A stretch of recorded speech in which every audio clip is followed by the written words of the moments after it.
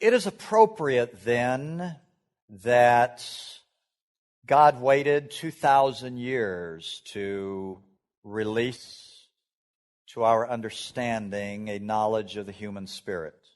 God did not just begin now. He shared it briefly through Madame Guyon centuries ago. In the last century, Watchman Nee had some keen understanding of the human spirit, but it wasn't time yet. It wasn't the right season, and their wisdom and their insight fell on deaf ears. But now in the mercy season that is spirit-driven rather than mind-driven, there is a whole new revelation, and I've been privileged to walk in some of that.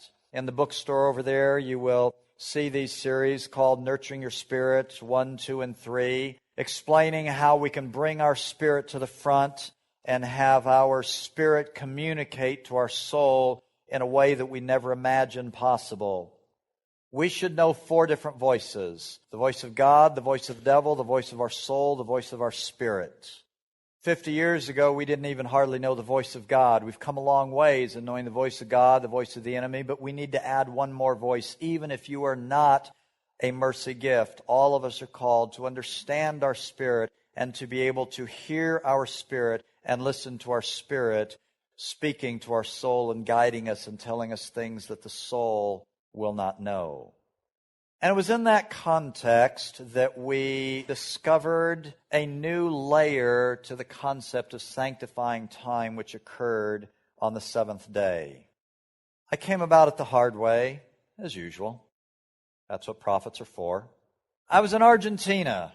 I was supposed to meet with a businessman and his wife to do a business evaluation. Got off the plane. My buddy met me. We're in the taxi, headed back to his house. And I asked him, are we set for the appointment in 2 days with so-and-so, the businessman from the interior? He said, well, there's a problem. He said all 4 of his boys have respiratory infections and they're not getting well. The medication is not working. Well, when I hear respiratory infections, I default to Freemasonry. An awful lot of lung problems are Masonic, so I asked him the obvious question. I said, have you talked to them about Freemasonry?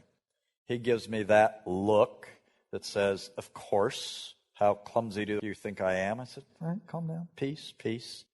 So if it's not Masonic, I asked God and said, well, Lord, what's going on here? Why are the kids not responding? And God said, it's Masonic. I said, thank you. So now we have a problem because they've gone through the Masonic renunciation and they're still stuck under the Masonic. So I said, okay, God, now that I've had my little moment of vindication, can you tell me what's going on here? And his answer was frightening. God said, the enemy has moved them back in time to before they did the Masonic renunciation. And I said, that's ugly. I had no theology for people being moved around in time, and the idea of the devil being able to do that wasn't a pretty picture. And the fact that we could be under a curse until June 1st and do the renunciation on June 1st and be free from the curse for a while and then all of a sudden be moved in time back before June 1st and be back under the curse, that was giving me the willies. That's creepy. And unfortunately, I was just running video after video after video of people I know that have gone through a really, really good deliverance. They were clean. We had 3, 4, 5 months where it was absolutely obvious that they were walking in freedom, and all of a sudden they're back under the exact same thing. And we used to say, well, you sinned, man. You opened the door. You let the enemy back in. What did you do? And they didn't. We couldn't find any. So we had this mystery group of people that had a powerful freedom for a season and lost their freedom, presumably without sinning. And it was confirming what God had told me about moving back in time. And the more I looked at it, the more creeped out I got. I do weird pretty well, but folks, that was out there. I thought, well, I don't like it, but if that's the game, that's what we're going to play. So with no theology to back it up, I just threw up kind of a sort of maybe prayer and said, God, I'm not sure if I heard you, but if I did, if they've been moved back in time, how about if you put them back where they belong? Please. It's a 45-minute drive from the airport to the house. We got back to the house, and about half an hour after we got settled in, Jorge called his friend in the interior to see how things were, and his friend said, man, all three of the boys have started to get better. We're going to be okay. We'll be there in 2 days. I thought, whoa, this is really getting weird. And for the next couple of years, we used a prayer that was very effective. The prayer was, God, I ask you to bring my spirit, soul, body, and birthright into alignment with divine time so no part of my humanity is in any other time or place. I'll give that to you again. Bring my spirit, soul, body, and birthright into alignment with divine time so no part of my humanity is in any other time. God, bring my spirit, soul, body, and birthright into alignment with divine time so no part of my humanity will be in any other time. And it worked. It worked really, really well. Usually within 15 minutes, we would see a dramatic change in somebody that had gone from that bondage to freedom back to bondage, and it was marked by a time shift. But during all of this time, I was saying, but God, why can the enemy do that? I mean, this is not right. I can understand why he would want to. It's absolutely in his best interest to. But why should he be able to do that? And why can he do that to Christians? The fact that we can fix it easily doesn't answer the root question. And God finally answered me when I said, how does the enemy get authority? He said, you give it to him. And I said, some details, please. And God said, when somebody doesn't want to live in the present, the devil accommodates them. And I realized that we had two groups of people. There were those who wanted to live in the past. Life was so good when I was in high school and I had my first sweetheart and everything was going on. I was at the top of the class and class president. It was so good back then. I wish I could be back there for a day instead of here. And there are those that live in the future. It's going to be so good when I finish school and I get my qualification and I get a real job and all of that stuff. It'll be so good when the children grow up and leave home. It'll be so good when, and whether you're living in the past or the future, when you don't want to live in the present, the devil says, I can help. Now, he doesn't take you where you want to go, but he is happy to take you out of the present into the place of his choice.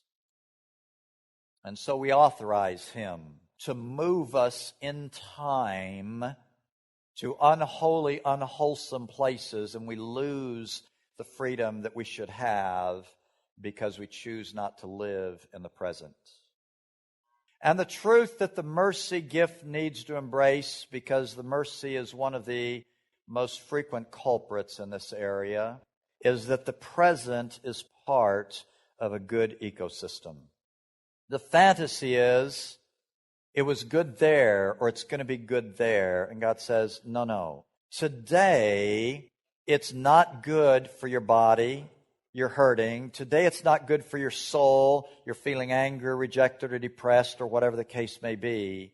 But today can be magnificent for your spirit if you will enter into the spiritual ecosystem and find the grace from me that I've created for this day.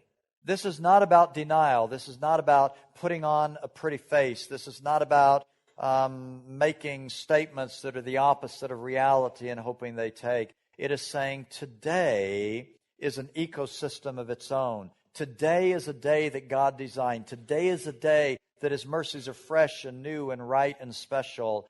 And I'm going to look for the grace of God today. I'm going to look to find what it is and how it is that God has provisioned me for this day. The last time I came to South Africa was miserable. I got food poisoning in the United States 3 days before I came. And I chose not to cancel a trip. I came here just aching from head to toe, couldn't hardly get anything in my mouth. It was miserable. There was genuine, measurable, verifiable, sustained pain. It was not imaginary. I wouldn't have written the script that way. I didn't want to live those days. I could have gone my whole life without food poisoning and been just really happy about that. But that was a reality that was Father filtered. God allowed me to go through that season, and I could do one of two things. I could live in the future and say, man, I wish I were 2 weeks down the road when my body is back functioning again. Or I could look at that day and say, okay, God, I cannot fathom how I'm going to get on an airplane for a 30-hour trip from L.A. to Johannesburg feeling like this. Where is your grace? What is the flavor of your presence this day that is going to allow me to not only survive, but to thrive? My body was not thriving, folks, not even close. But I was able to connect with the Spirit of God and to allow my spirit to lead my soul and my body during that painful time. This is the discipline that we need to learn in the mercy season. This is the discipline of vertical alignment that is so absolutely crucial and central for you as a mercy to walk in so you don't move into escapism. The ecosystem is today, and when the ecosystem of your soul or your body or your friends or your kids or your money is busted, you need to go vertical and look at the spirit realm and say, all right, God, how have you provided for my spirit? How can my spirit experience the fullness of my relationship with you in the midst of a demonstrably, genuinely wretched, broken situation, rather than embracing either denial or escapism, neither of which work? Time was designed by God to be your strength, not your weakness. It was designed to be a treasure, part of your ecosystem, not your enemy. It takes a change in perspective.